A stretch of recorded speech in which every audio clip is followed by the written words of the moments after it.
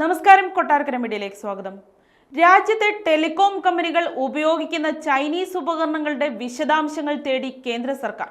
Chinese നിർമ്മിത ഉപകരണങ്ങളുടെ വിവരങ്ങൾ കൈമാറാൻ ആവശ്യപ്പെട്ട് ഓപ്പറേറ്റർമാർക്ക് ടെലികോം മന്ത്രാലയം കത്ത് നൽകി.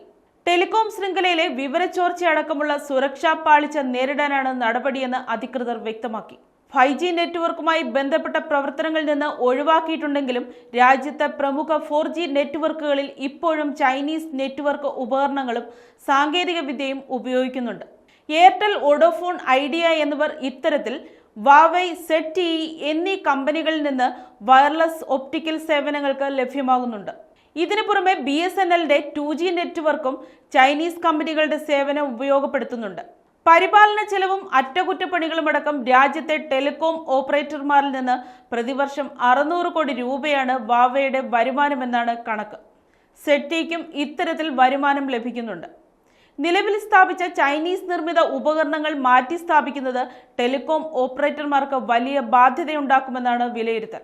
ഇതുകൂടി കണക്കിലെടുത്താണ് നിലവിലുള്ള ഉപകരണങ്ങളുമായി ബന്ധപ്പെട്ട സേവനം നൽകാൻ ചൈനീസ് കമ്പനികൾക്ക് അനുമതി നൽകിയതെന്ന് അധികൃതർ വ്യക്തമാക്കി. കഴിഞ്ഞ വർഷം ചൈനീസ് നിർമ്മിത സിം കാർഡുകൾ സംബന്ധിച്ച് ടെലികോം മന്ത്രാലയം വിവരശേഖരണം നടത്തിയിരുന്നു. 2G, 3G നെറ്റ്വർക്കുകൾ അവതരിപ്പിക്കുന്ന സമയം രാജ്യത്തെ ഭൂരിഭാഗം സിം കാർഡുകളും ചൈനയിൽ നിർമ്മിച്ചവയായിരുന്നു. 4G നെറ്റ്വർക്ക് അവതരിപ്പിച്ച സമയത്ത് ഇത് ഗണ്യമായി കുറയ്ക്കാനായതായി മന്ത്രാലയം വിലയിരുത്തിയിരുന്നു. രാജ്യത്തെ 2 കോടി ആളുകൾ ഇപ്പോഴും 2G സേവനങ്ങൾ ഉപയോഗിക്കുന്നുവെന്നാണ് കണക്കുകൾ. ഈ സിം കാർഡുകളിൽ ഭൂരിഭാഗവും ചൈനീസ് നിർമ്മിത ചിപ്പുകൾ ഉപയോഗിക്കുന്നുണ്ടെന്നാണ് വിലയിരുത്തൽ.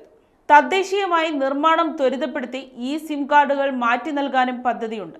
ഇന്ത്യ-ചൈന അതിർത്തിയിൽ സംഘർഷം നിലനിന്നതിന് പിന്നാലെ ചൈനീസ് കമ്പനികളുടെ ടെലികോം ഉൽപ്പന്നങ്ങൾക്ക് വിശ്വസനീയത വ്യക്തമാക്കുന്ന സർട്ടിഫിക്കറ്റ് ദേശീയ സുരക്ഷാ കൗൺസിൽ സെക്രട്ടേറിയറ്റ് നിർബന്ധമാക്കിയിരുന്നു.